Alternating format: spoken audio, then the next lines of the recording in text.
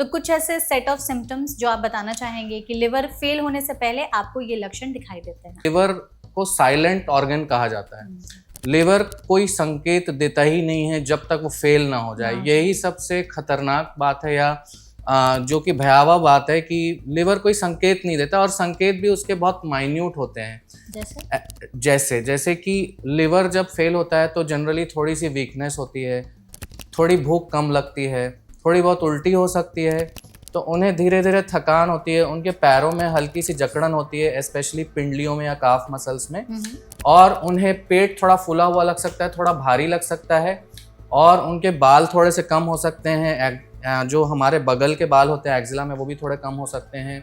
कोई लिवर का टेस्ट है जो करा लेना चाहिए सो दैट हम पता लगा सके कि लिवर हेल्दी है या नहीं है? लिवर फंक्शन टेस्ट जो कि ब्लड में होता है, ये बहुत ही बेसिक सा एक टेस्ट है, और उसमें भी स्पेसिफिकली SGPT नाम का एक टेस्ट होता है, और एल्ब्यूमिन। अगर कोई बहुत ही पुअर पेशेंट है तो वो ये 2 टेस्ट भी कराते हैं, तो ये लगभग 200 रुपए के हो जाते हैं। कुछ ऐसी मिस्टेक्स जो वो आए दिन कर रहे हैं, उन्हें लग रहा है कि मैं तो नॉर्मल जिंदगी जी रहा हूँ, बट अल्टीमेटली वो लिवर फेलियर की तरफ बढ़ रहा है। सो अल्कोहल का regular seven, over the counter medications लेना, जैसे NSAIDs, दर्द की दवाइयाँ, स्टेरॉइड्स, कई और protein supplements, herbal medications, detox medications, ये सारी दवाइयों से लिवर पे बुरा असर भी पड़ सकता है। कि कितनी मात्रा में शराब कोई पीता है तब जाकर के लिवर फेल हो सकता है, तो ऐसा कोई सेफ लिमिट है? 8 से 10 साल में वो लगभग कोई भी हार्ड लिकर अगर वो 4 पैग ले लेते हैं हमारे इंडियन इसके हिसाब से, और फीमेल्स में वो मात्रा हाफ हो जाती है, तो 2 पैग फॉर फीमेल्स। अगर ये रेगुलर ले रहे हैं सो ऑलमोस्ट उनको लिवर फेलियर में वो ऑलमोस्ट जा सकते हैं। खाने की ऐसी चीजें, फूड कल्प्रिट्स जो अल्टीमेटली लिवर फेलियर में पहुंचा सकती हैं आपको। और वाइट शुगर एक्चुअली एक ऐसा चीज है पूरे मेडिकल साइंस में, या पूरे हम जो भी खाना खाते हैं, वो एक ऐसी चीज है जो प्रॉपरली डाइजेस्ट नहीं होती, वो लिवर में जाके जमती जाती है, उसके कारण लिवर में धीरे धीरे फैटी लिवर होता है। हम थोड़ा सा मेथी खा लें हफ्ते में 1 दिन, हम थोड़े से जो दादी माँ के नुस्खे होते हैं, थोड़ा सा करेला खा लें, थोड़ा सा मेथी खा लें हफ्ते में 1 बार, वो भी लिवर को डिटॉक्सिफाई करता है।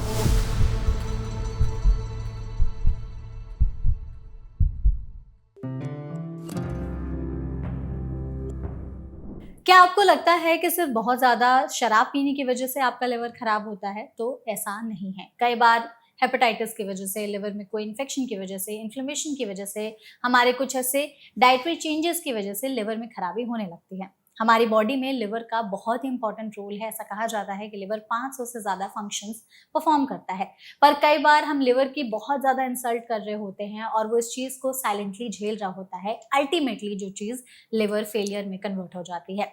तो क्या है लिवर फेलियर, क्यों हो जाता है, क्या इसको रिवर्स किया जा सकता है? अगर लिवर फेलियर हो गया तो उसके लक्षण कैसे पहचान करके समय रहते इलाज कराया जा सकता है? आज के इस सेशन में हम लिवर फेलियर पर ही बात करेंगे, जिसके लिए हमारे साथ इस सेशन में एक बहुत ही स्पेशल एक्सपर्ट मौजूद हैं। हमारे साथ है डॉक्टर अरुण नैयर, जो कि सीनियर कंसल्टेंट हैं gastroenterology department, Kailash hospital and neuro institute में। तो डॉक्टर, सबसे पहले तो सेशन में आपका बहुत बहुत स्वागत है। Thank you so much doctor, हमारे साथ जुड़ने के लिए। और हम पूरी कोशिश करेंगे आपके जरिए हमारी ऑडियंस तक लिवर फेलियर के बारे में हर एक जानकारी सही मायनों में सिंपल लैंग्वेज में पहुंचा सके। सबसे पहले हम आपसे यही चाहेंगे कि आप एक बार ये जरूर बताइए हमारी ऑडियंस को कि लिवर में ऐसी क्या प्रॉब्लम हो जाती है कि वो अल्टीमेटली लिवर फेलियर तक पहुंच जाता है कि लिवर फेल ही हो गया। लिवर फेलियर समझने के पहले हम ये समझ लेते हैं, जैसा कि आपने बताया, लिवर बहुत सारे फंक्शंस करता है। मेनली लिवर की फंक्शंस हैं जो हम खाना खाते हैं उसे पचाने के बाद उस खाने को एसिमिलेट करना, यानी कि उस खाने की जो पोषण निकलती है उसको सही चीज़ों में कन्वर्ट करना, हमारी ब्लड को प्रॉपरली क्लॉट करना, हमारे बॉडी से टॉक्सिन्स को डिटॉक्सिफाई करना, हम जो ड्रग्स या बाहर की जो भी चीज़ें लेते हैं उसको डिटॉक्सिफाई करना, और हमारे गट को हेल्दी रखना। और प्रॉपर जब बाइल प्रोडक्शन होता है लिवर से, जो कि पित्त निकलता है, अगर वो प्रॉपर नहीं होता है तो गट की बैक्टीरियाज भी खराब होती है, जिसे गट डिसबायोसिस बोला जाता है। ये सारे लिवर के नॉर्मल फंक्शंस हैं। लिवर अमूमन लोगों में जनरली देखा गया है कि अल्कोहल की वजह से, जैसा आपने कि बताया, या कई वायरल बीमारियों की वजह से लिवर धीरे धीरे फेल होता है। इसे क्रॉनिक लिवर फेलियर कहा जाता है। कुछ केसेस में लिवर बहुत जल्दी फेल होता है, इसे एक्यूट लिवर फेलियर कहा जाता है। सो लिवर फेल होने के कई कारण होते हैं और लिवर फेल होने के 3 टाइप्स होते हैं, यानी कि acute liver failure medical language में, जो कि बहुत जल्दी होता है, सब एक्यूट लिवर फेलियर जो कि बीच का एक स्टेज है, और क्रॉनिक लिवर फेलियर जिसमें बहुत लंबी इंसल्ट होती है, मंथ्स टू ईयर्स की, और उसमें एक अलग टाइप की लिवर फेलियर की पिक्चर मिलती है। एक्यूट लिवर फेलियर में एक अलग टाइप की क्लिनिकल पिक्चर मिलती है हमें। ये तो इसको तो हम आगे चल करके थोड़ा सा ब्रीफ में समझेंगे ही। लिवर फेलियर से पहले बहुत सारे लोगों के दिमाग में ऐसी चीज़ें रहती हैं कि फैटी लिवर है, लिवर सिरोसिस है, या लिवर से रिलेटेड और भी प्रॉब्लम्स है। इससे लिवर फेलियर कितना अलग है, हम कैसे डिफ्रेंशिएट करें? जी, तो जैसे हम कोई गाड़ी चलाते हैं, तो हमारी कार अगर पूरी तरह से ब्रेक डाउन हो जाए, सो दैट इज गाड़ी का फेलियर। हमारी गाड़ी में धीरे धीरे हम क्यों सर्विसिंग कराते हैं, हम क्यों गाड़ी की रेगुलर चेकअप्स कराते हैं, हम क्यों उसकी इंश्योरेंस करा के रखते हैं, ताकि उसकी रेगुलर चेकअप्स होती रहें, ताकि वो कंप्लीट ब्रेकडाउन में ना चली जाए। राइट। और अगर गाड़ी कंप्लीट ब्रेकडाउन में चली जाती है, यानी कि हमारा लिवर अगर कंप्लीट ब्रेकडाउन में चला जाता है, सो वो होता है लिवर फेलियर। लेकिन अगर हम कुछ टेस्ट कराते हैं जिससे हम पहले ही पता लगा पाएं कि लिवर हेल्दी है या नहीं, तो हम अपने लिवर को बचा के रख सकते हैं। बिल्कुल। अगर जैसे लिवर फेलियर की तरफ लिवर पहुंच रहा है तो आई एम श्योर कुछ संकेत भी देता होगा, क्योंकि अक्सर लोगों में यही होता है कि लक्षण ना समझ पाते हैं हम, ना ही हम ध्यान देते हैं। तो कुछ ऐसे सेट ऑफ सिम्टम्स जो आप बताना चाहेंगे कि लिवर फेल होने से पहले आपको ये लक्षण दिखाई देते हैं? जी, तो जैसा कि मैंने बताया, लगभग 3 टाइप के जो लिवर फेलियर हैं, उसमें से मोस्ट कॉमनली जो देखे जाते हैं 2 टाइप्स देखे जाते हैं, यानी कि एक्यूट लिवर फेलियर और क्रॉनिक लिवर फेलियर। सो एक्यूट लिवर फेलियर में जो भी इंसल्ट होती है, जैसे किसी को सपोज वायरल हेपेटाइटिस हुआ, सो विद इन 1 मंथ या 1 महीने के अंतराल में ही उसका लिवर पूरी तरह से फेल हो जाता है। इसका ये मतलब नहीं है कि लिवर 100% फेल हो जाता है, लिवर लगभग 70 to 80% डैमेज होता है, उसी समय लिवर फेलियर के लक्षण आ जाते हैं। लेकिन ऐसे समय में एक्यूट लिवर फेलियर में प्रॉब्लम ये होता है, लिवर को साइलेंट ऑर्गन कहा जाता है। लिवर कोई संकेत देता ही नहीं है जब तक वो फेल ना हो जाए। यही सबसे खतरनाक बात है, या जो कि भयावह बात है, कि लिवर कोई संकेत नहीं देता, और संकेत भी उसके बहुत माइन्यूट होते हैं। जैसे कि लिवर जब फेल होता है तो जनरली थोड़ी सी वीकनेस होती है, थोड़ी भूख कम लगती है, थोड़ी बहुत उल्टी हो सकती है, ये सारे मेन सिम्टम्स है। लेकिन इसे कोई भी इवन आज भी मेरे पास एक पेशेंट है जो कि अभी आईसीयू में है, जो कि एक्यूट लिवर फेलियर में है। उनके साथ भी प्रॉब्लम ये हुई कि वो कुछ टाइम से कुछ दवाइयाँ ले रहे हैं सीजर डिसऑर्डर की, जिसे वैल्प्रोएट बोला जाता है, और उनको कोई इन्फेक्शन हुआ अभी 3 हफ्ते पहले, और उन्हें सिर्फ उल्टी हुई। तो उन्हें जो जनरल फिजिशियन है उसने देखा और उन्हें लगा कि सिर्फ एसिडिटी है, तो उन्हें एसिडिटी की दवा दी गई। लेकिन 3 दिन बाद अब वो लिवर फेलियर के साथ हमारे यहाँ एडमिट है आईसीयू में। सो इससे ये हमें पता लगता है कि लिवर फेल जब होता है तो वो कोई खास लक्षण नहीं देता है, वो सीधा फेल होके आता है।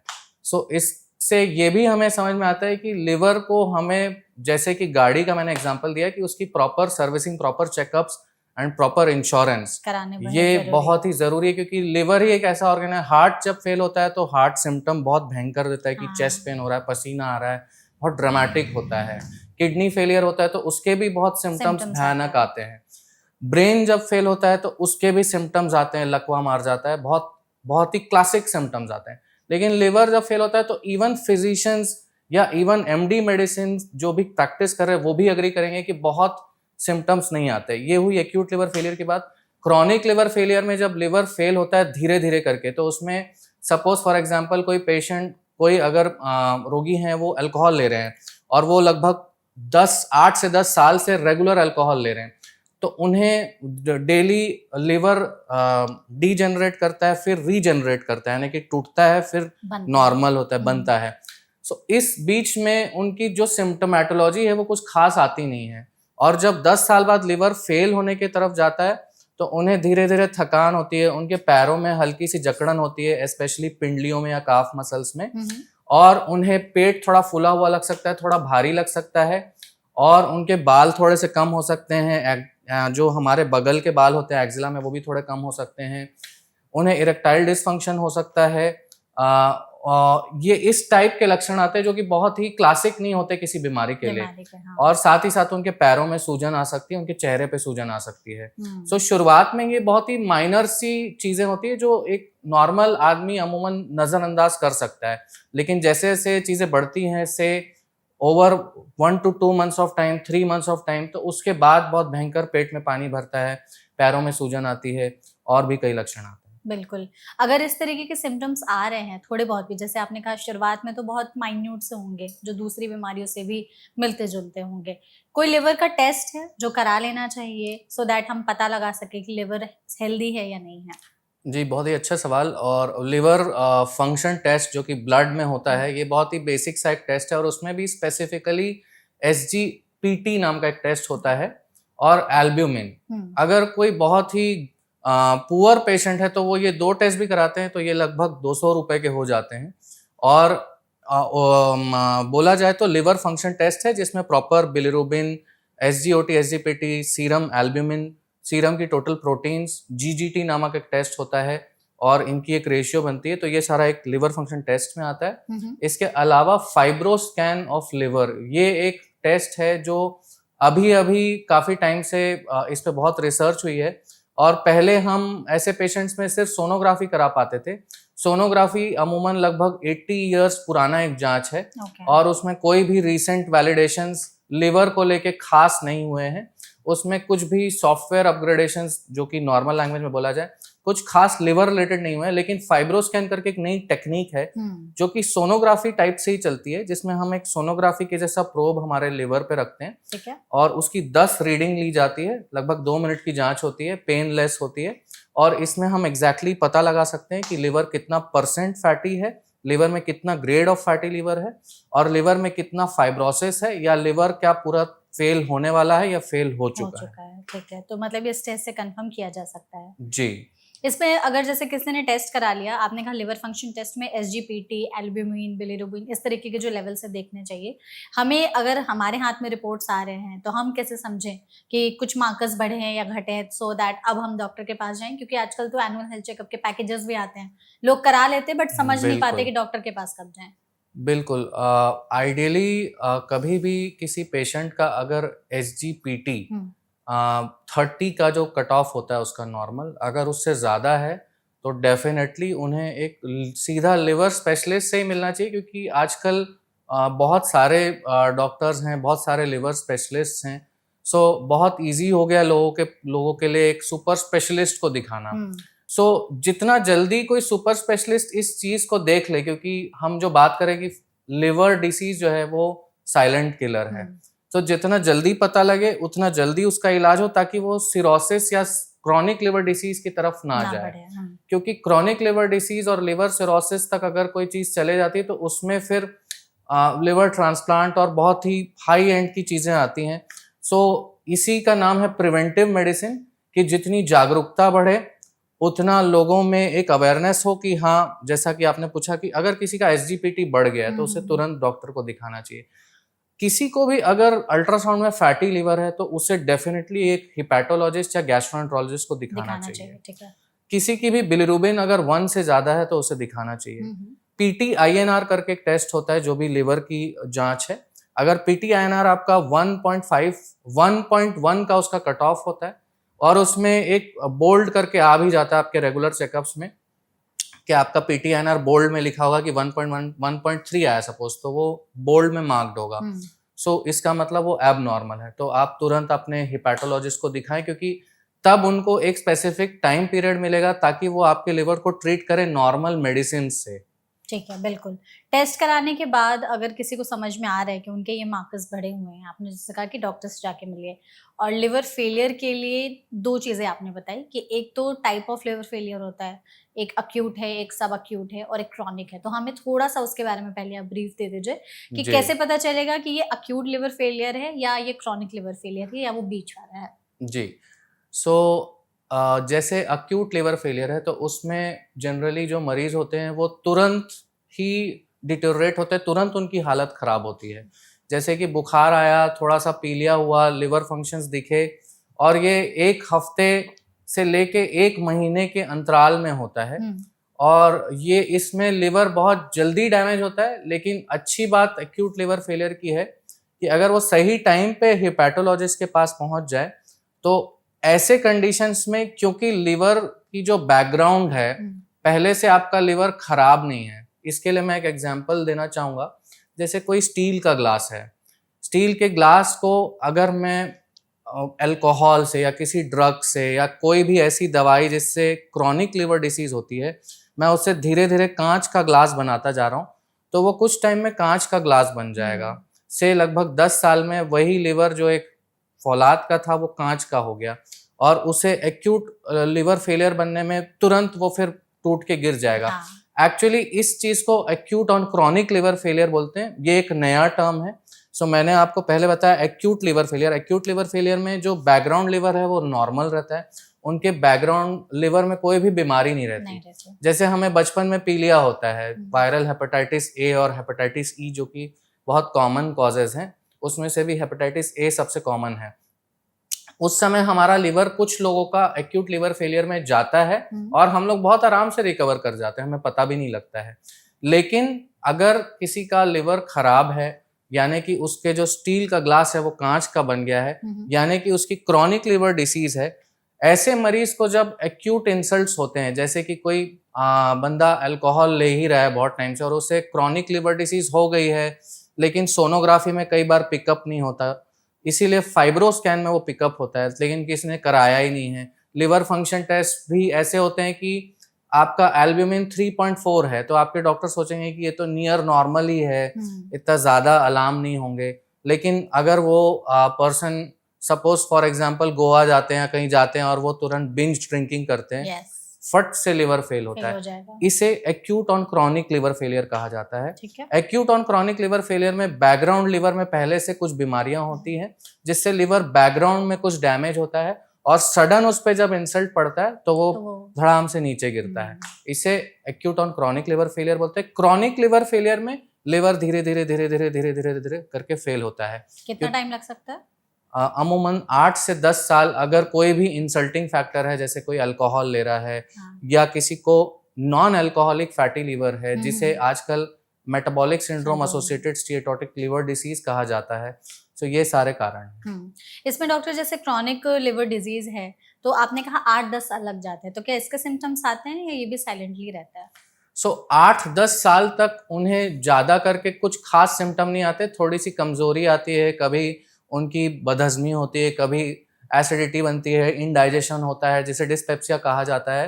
कोई खास सिम्टम नहीं आते। हाँ, बहुत सटल सिम्टम्स हैं। जैसे मैंने एक पेशेंट को देखा था जिन्हें बदहजमी रहती थी और उन्हें 2-3 गैस्ट्रोज ने देखा था, लेकिन उनको GERD या डिस्पेप्सिया करके लेबल किया था। बट बहुत आप हिस्ट्री अच्छे से लेंगे तो मैंने उनसे पूछा था कि आपके जूते के निशान बन जाते हैं आपके पैरों पे, तो वो जब जूते पहनते थे तो उनके जूते के जो टिप के निशान बन जाते थे, यानी कि उनको बहुत सटल सा पैर में स्वेलिंग होता था जो कि वो सोते थे तो रिजॉल्व हो जाता था।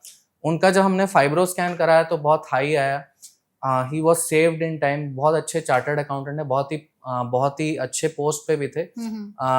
उनका लिवर ट्रांसप्लांट हुआ, now he surviving by God's grace, और बहुत ही अच्छे से वो रिकवर किए क्योंकि सही टाइम पे उनकी बीमारी पकड़ गई, क्योंकि उस समय उनकी जो लिवर फेलियर थी वो क्रॉनिक थी। वो अल्कोहल ले रहे थे कुछ टाइम से, क्रॉनिक लिवर फेलियर में थे, उन्हें acute on chronic liver failure या बहुत ही खतरनाक स्टेजेस में वो नहीं गए थे। तो इस टाइप के कुछ सिम्टम्स आते हैं, जैसे कि हल्की सी पैर में स्वेलिंग। लेकिन जब तक सिम्टम्स बहुत ज्यादा आते हैं, जैसे कि खून की उल्टी होना, पेट में पानी भर जाना, होश खो जाना जिसे हेपेटिक एंसेफेलोपैथी कहते हैं, या पैरों में ज्यादा स्वेलिंग आना, पैरों में इन्फेक्शन होना, ये सब बहुत ही डिलेड फेजेस में आते हैं जब तक लिवर काफी ज्यादा डैमेज हो रहा होता है। एडवांस सिम्टम्स है मतलब है।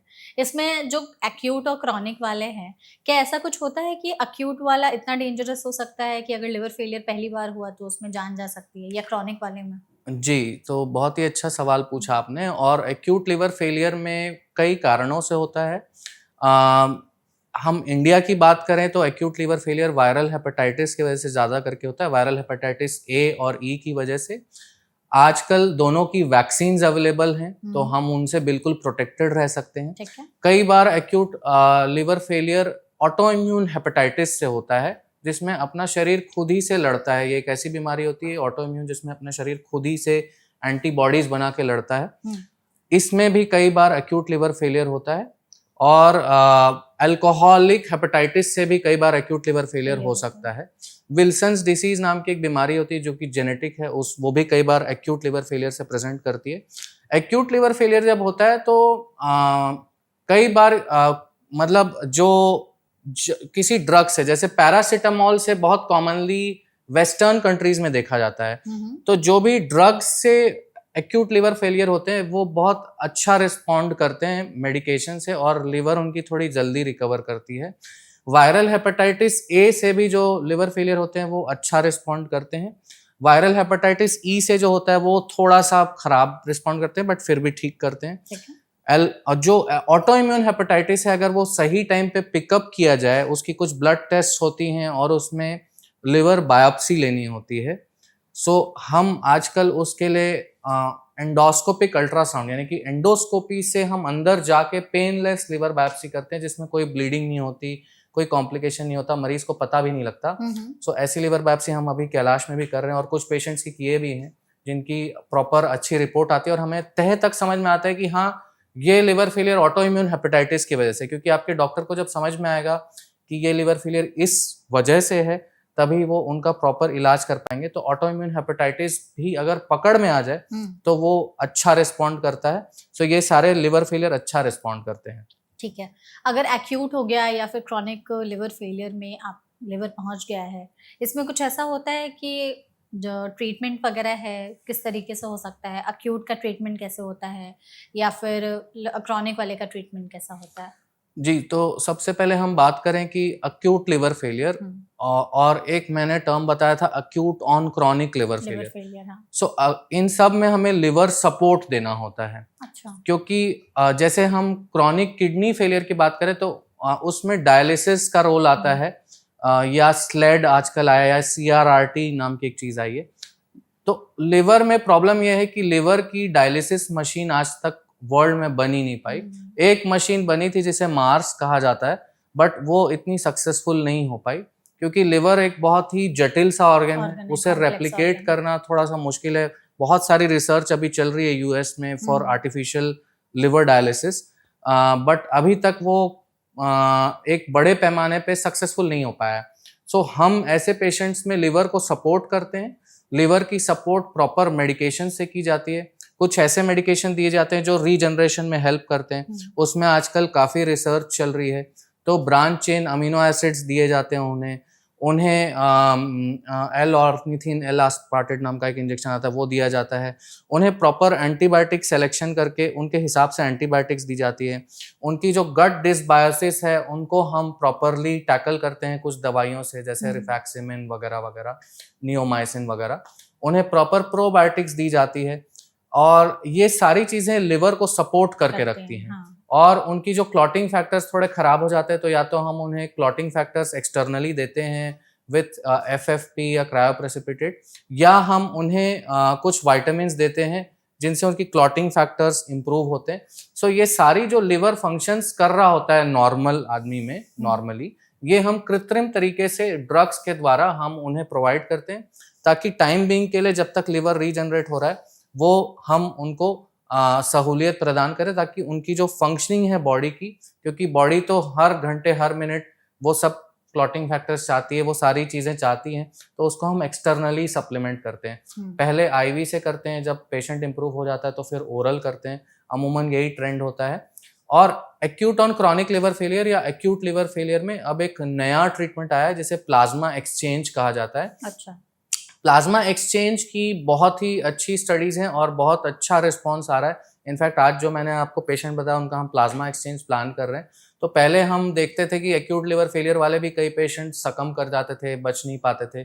तो प्लाज्मा एक्सचेंज के जरिए हम कम से कम लिवर डायलिसिस नहीं तो प्लाज्मा एक्सचेंज उसका सेकेंड फॉर्म है, तो उससे भी काफ़ी सारे जो टॉक्सिन्स हैं बॉडी के वो निकाल देते हैं है। और बेसिकली ब्लड को फ्रेश कर दिया जाता है और जो फैक्टर्स की कमी है वो फैक्टर्स उन्हें प्रोवाइड करा दिए जाते हैं।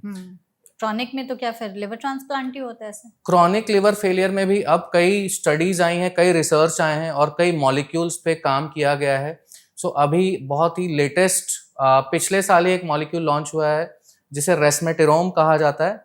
इससे लिवर की एडवांस फाइब्रोसिस, सो हम फाइब्रोस्कैन की जब बात कर रहे थे तो फाइब्रोस्कैन में लिवर के फाइब्रोसिस के 4 ग्रेड्स होते हैं। सो F1 से लेके F4 तक आपका अगर लिवर फाइब्रोसिस कोई अल्कोहल ले रहा है उसका F1 या F2 है तो वो रिवर्स हो सकता है। अभी विज्ञान वहां तक पहुंच गया है कि F1 F2 पहले नहीं होता था, ठीक है। अब विज्ञान वहां तक पहुंच गया है कि F1 F2 को रिवर्स भी कर रहा है।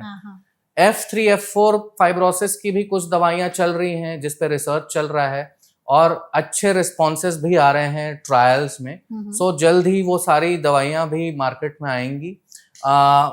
मेटाबॉलिक सिंड्रोम या कि non alcoholic fatty liver disease या जो डायबिटीज के साथ देखा जाता है उसमें एक बहुत अच्छी दवाई आई है जिसे सेमाग्लूटाइड बोलते हैं या टिर्जेपेटाइड। ये सारी दवाइयां अभी फैटी लिवर जो कि लिवर सिरोसिस या फेलियर की तरफ जा रहा है उनसे बचाने में बहुत अच्छी कारगर सिद्ध हो रही है। नाइस। तो ये सारे ट्रीटमेंट्स मोर और लेस होते हैं? ये सारी ट्रीटमेंट मोर और लेस मेडिकल ट्रीटमेंट में है। यस, आपने बोला कि liver transplant, so of course अगर किसी को भी क्रॉनिक लिवर डिसीज है which is not responding to medical management या उसके कई क्राइटेरिया हैं जो एक हेपेटोलॉजिस्ट पेशेंट को देख के समझ सकते हैं उनकी रिपोर्ट्स को। सो उसके बाद हम डिसाइड करते हैं कि किस पेशेंट को ट्रांसप्लांट के लिए प्रमोट मतलब उन्हें बताना है या उन्हें ट्रांसप्लांट मुहैया कराना चाहिए। तो कौन से कैंडिडेट जो है फिट बैठते हैं अगर लिवर ट्रांसप्लांट के लिए? सो अगर हम क्रॉनिक लिवर डिसीज की बात करें तो उसमें 3 स्टेजेस होते हैं, चाइल्ड ए, चाइल्ड बी और चाइल्ड सी। और इसकी अब जो पहले चाइल्ड स्कोरिंग होती थी अब इसकी मेल्ड सोडियम स्कोरिंग होती है। तो जिसका भी मेल्ड स्कोर लगभग 15-16 से 30 के बीच में है वो बहुत अच्छा रिस्पॉन्ड करते हैं लिवर ट्रांसप्लांट को। लेकिन किसी का मेल्ड स्कोर थोड़ा ज़्यादा हो जाता है या किसी का मेल्ड स्कोर इतना ज़्यादा नहीं है बट उन्हें क्रॉनिक लिवर डिसीज है तो उन्हें हम होल्ड करते हैं ताकि उनको मेडिकली हम मैनेज कर सकें। लेकिन ऑफ कोर्स किसी का मेल्ड स्कोर ट्रांसप्लांट के लिए फिट क्राइटेरिया में बैठता है तो हम उन्हें ट्रांसप्लांट के लिए आगे ले जाते हैं। इसमें डॉक्टर हमें कॉजेज जरूर बताइएगा कि क्या कारण है या कौन से लोग हैं जो रिस्क पर हैं कि इनमें लिवर फेल होने के चांसेस ज्यादा है। कुछ ऐसे मिस्टेक्स जो वो आए दिन कर रहे हैं, उन्हें लग रहा है कि मैं तो नॉर्मल जिंदगी जी रहा हूँ बट अल्टीमेटली वो लिवर फेलियर की तरफ बढ़ रहा है। सो अल्कोहल का regular seven, over the counter medications लेना जैसे NSAIDs, दर्द की दवाइयाँ, स्टेरॉइड्स, कई और protein supplements, herbal medications, detox medications, ये सारी दवाइयों से लिवर पे बुरा असर भी पड़ सकता है। एंड ऑफ कोर्स लिवर चूंकि एक साइलेंट किलर है सो हमें एक्चुअली उसकी फाइब्रोस्कैन और लिवर फंक्शन टेस्ट अगर हम करा लें तो हमें समझ में आ जाएगा कि किसको ज़्यादा केयर की ज़रूरत है और कौन एक होम रेमेडी या एक बेसिक चीज़ों पे वो आगे चल सकते हैं। आपने जो रिस्क फैक्टर्स बताए तो सबसे पहले शराब, उसको लेकर के लोगों के मन में कई सारी चीज़ें हैं कि कितनी मात्रा में शराब कोई पीता है तब जाकर के लिवर फेल हो सकता है, तो ऐसा कोई सेफ लिमिट है? यस, तो जनरली द सेफ लिमिट जो है एक नॉर्मल ह्यूमन मेल के लिए अगर वो सेफ तो क्या अनसेफ लिमिट डिफाइंड है हमारे यहाँ पे। सो अनसेफ लिमिट है कि कोई भी अगर 80 ग्राम्स पर डे से ज़्यादा ले रहा है फॉर मोर देन 10 ईयर्स, 8 से 10 साल में वो लगभग कोई भी हार्ड लिकर अगर वो 4 पैग ले लेते हैं हमारे इंडियन इसके हिसाब से और फीमेल्स में वो मात्रा हाफ हो जाती है, तो 2 पैग फॉर फीमेल्स। अगर ये रेगुलर ले रहे हैं सो ऑलमोस्ट उनको लिवर फेलियर में वो ऑलमोस्ट जा सकते हैं। लेकिन लिवर के लिए अल्कोहल की ऐसे कोई सेफ लिमिट नहीं है। यस, लिवर के लिए ये है कि आप हफ्ते में एक आधा बार इफ पार्टीज वगैरह में if you are occasional drinker तो भी ठीक है। उसमें भी कई बार हम हार्ड लिकर्स ले लेते हैं जैसे कि वोदका, जिन, ब्रांडी, विस्की, ये सारे 40% से ज्यादा होते हैं। सो बाकी कई लिकर्स आते हैं जो 5 to 6%, 10% तक रहते हैं। सो वो एक्चुअली थोड़ा ज्यादा सेफ रहते हैं आई फील। और यंगस्टर्स में आजकल ये थोड़ा ज़्यादा है कि हार्ड लिकर्स एंड डिस्कोथेक्स पब्स, तो ये सब में थोड़ा सा बिंज ड्रिंकिंग हो जाता है। सो अगर हार्ड लिकर को अवॉइड किया जाए तो ऐसे लोग फिट रह सकते हैं। एंड ऑफ कोर्स एक बार वो अगर एक लिवर स्पेशलिस्ट से ही मिले या फाइब्रो स्कैन कराएं या थोड़े ब्लड टेस्ट करा लें तो। इसमें आपने जो कहा ना यंगस्टर्स, एक डेटा आया था कि आज के जो यंगस्टर्स हैं वो जो मतलब अल्कोहल है उससे ज़्यादा जो सॉफ्ट बेवरेजेस हैं, ड्रिंक्स हैं यस या फिजी ड्रिंक्स है उस पर ज़्यादा डिपेंडेंट है, वो ज़्यादा कंज्यूम करते हैं। क्या ये भी यस लिवर फेलियर का कारण बन सकता है? बिल्कुल। और हम अगर देखें कोई भी सॉफ्ट ड्रिंक को, क्योंकि उसमें वाइट शुगर होती है, बहुत ज़्यादा। सो वाइट शुगर बहुत ज़्यादा मात्रा में होती है। और हम्म। वाइट शुगर एक्चुअली एक ऐसा चीज़ है पूरे मेडिकल साइंस में, या पूरे हम जो भी खाना खाते हैं वो एक ऐसी चीज़ है जो प्रॉपरली डाइजेस्ट नहीं होती, वो लिवर में जाके जमती जमने जाती है। लगती है। एक आम भाषा में मैं बोलूँ, it is not processed properly, hmm. और उसके कारण लिवर में धीरे धीरे फैटी लिवर होता है। और आजकल प्रॉब्लम ये भी है कि फूड एडल्ट्रेशन और बहुत ज़्यादा है। इंडस्ट्रियलाइजेशन की वजह से हमारे जो वाटर है उसमें हैवी मेटल्स थोड़े ज़्यादा मिल रहे हैं। हैवी मेटल्स जब बॉडी में जाते हैं तो वो भी फैटी लिवर कराते हैं। अच्छा। साथ में हम अगर शुगर का सेवन करते हैं तो वो भी फैटी लिवर कराता है। फिर उसके बाद थोड़ी हार्ड लिकर्स, वो भी फैटी लिवर कराती है। और कई चीज़ें ऐसी हैं, जैसे कई लोग जेनेटिकली प्रोन होते हैं। सो किसी को भी अगर प्री एग्जिस्टिंग फैमिली में लिवर डिसीज है, लिवर कैंसर है, सो ऐसे पेशेंट्स भी बहुत हाई रिस्क पे होते हैं लिवर डिसीज के। और कुछ लोगों को जनरली अगर बॉडी में बोला जाए तो कुछ लोगों को अगर पीछे गले के पीछे ब्लैक ब्लैक मार्क है, जिसे एक्anthosis nigricans कहा जाता है, सो वो लोग भी बहुत हाई रिस्क पे होते हैं फैटी लिवर और लिवर डिसीज के प्रोग्रेस होने के लिए। अच्छा। सो ये सब एक जनरल एक अमूमन आइडिया लग जाता है कि ऐसे लोगों को थोड़ा रिस्क ज़्यादा है तो उन्हें सेफ चलना चाहिए। आपने जो ये फैक्टर्स बताए इसमें डाइट का भी कुछ रोल है कि खाने की ऐसी चीज़ें, फूड कल्प्रिट्स जो अल्टीमेटली लिवर फेलियर में पहुंचा सकती हैं आपको? जी बिल्कुल। फूड कल्प्रिट्स में अगर हम अच्छे खाने की बात करें तो हमारा इंडियन खाना बहुत अच्छा है। बट हमारे इंडियन खाने में एक प्रॉब्लम है, हम थोड़ा राइस ज़्यादा खाते हैं, कार्ब्स ज़्यादा होता है। कार्ब्स ज़्यादा है, हम रोटी ज़्यादा खाते हैं। उसके जगह हम उतनी अमाउंट में सैलड ज़्यादा ले लें, या कि जैसे हम एक मेडिटेरेनियन डाइट या फिर कोई और क्विजीन देखें तो उसमें वो लोग थोड़ी सब्जियां ज़्यादा रखते हैं, चावल कम रखते हैं। तो चावल खाना कोई बुरी बात नहीं है, लेकिन चावल की एक अमाउंट एक छोटी कटोरी हो तो ज़्यादा बेटर है। हम ज़्यादा फ्रूट्स लें, वेजीज लें, हम थोड़ा सा अगर कोई मीट ले सकते हैं, कोई नॉन वेजिटेरियन सोर्स भी ले सकते हैं, तो एग वाइट उनके लिए बहुत अच्छा रहता है लिवर के लिए, लिवर रीजनरेशन के लिए और लिवर हेल्थ के लिए भी। वाइट मीट्स भी अच्छे रहते हैं। तो ये सारी चीज़ें हम अगर प्रॉपर प्रोपोर्शन में ले तो ये एक अच्छी डाइट है।